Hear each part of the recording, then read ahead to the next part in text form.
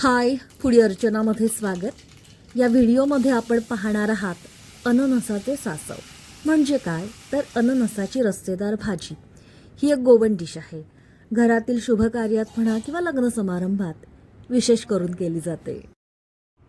हे अननस आहे, त्याचे तुकडे करून घेतले। यात मीठ आणि गूळ घालावा, व्यवस्थित मिक्स करून म्हणजे एकत्र करून बाजूला ठेवावा। माझ्याकडे हा जो गूळ आहे ना तो चिकीसारखा आहे, चिकीचा नाहीये, तो तवच जातो, पण चव मात्र उत्तमच आहे। असो तर तुम्ही करताना मात्र आपल्या नेहमीच्या वापरातला गूळ घेऊनच करा। आता वाटण करूया। यासाठी मध्यम आकाराच्या नारळाची एक वाटी घेऊन खोबरं किसून घेतलं। यात मोठ्या 5 मिरच्यांचे तुकडे करून घातले।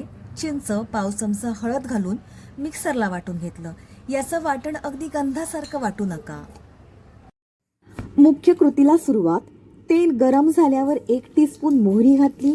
मोहरी तडतडल्यावर पाव चमचा मेथी दाणे, पाव चमचा हिंग आणि कढीपत्ता घालून घेतला।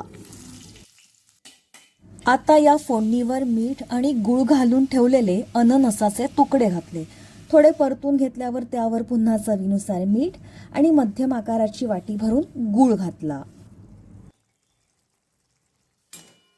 गूळ घालून परतून घ्यावं आणि 1 पेला पाणी घालून 15 मिनिटांसाठी झाकून ठेवावं।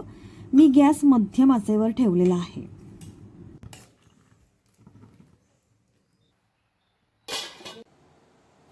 पंधरा मिनिटांनंतर आपल्याला अपेक्षित असं अननस शिजलेलं आहे आणि सुरुवातीला घातलेली फोडणी आणि अननस एकजीव झालेला आहे। एक महत्त्वाची गोष्ट लक्षात घ्या, गोवन संस्कृतीमध्ये सासव म्हणजे मोहरी आणि इथे फोडणीला आपण 1 चमचा मोहरी घातली आहे।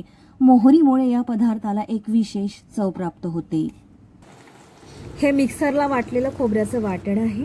वाटलेलं सर्व वाटण घालून घ्यावं, व्यवस्थित ते परतून घ्यावं आणि आवश्यक तेवढंच पाणी घालावं। मी इथे दाटसर रस्सा ठेवला आहे, त्यामुळे पाणी कमी घातलं। तुम्हाला हवं असल्यास थोडंसं अधिक पाणी घालू शकता। थोडंसं मीठ कमी वाटलं म्हणून ते घालून घेतलं। एक उकळी काढली आणि आता अननसाचं सासव तयार आहे। एकदा नक्की करून बघा। गोव्यामध्ये ना विशेष प्रकारची एक आखूड मिरची मिळते, ती सध्या 1000-1200 रुपये किलो आहे। त्या मिरचीचा वापर केला जातो सासव किंवा मच्छीचे प्रकार करताना। माझ्याकडे ती सध्या उपलब्ध नव्हती, मात्र ती मिरची वापरून केलेल्या पदार्थाची चव लाजवाब असते। असो, व्हिडिओ आवडला असेल तर व्हिडिओ लाईक करा, व्हिडिओ शेअर करा आणि फूडी अर्चना हे माझं यूट्यूब चॅनल सबस्क्राईब करा।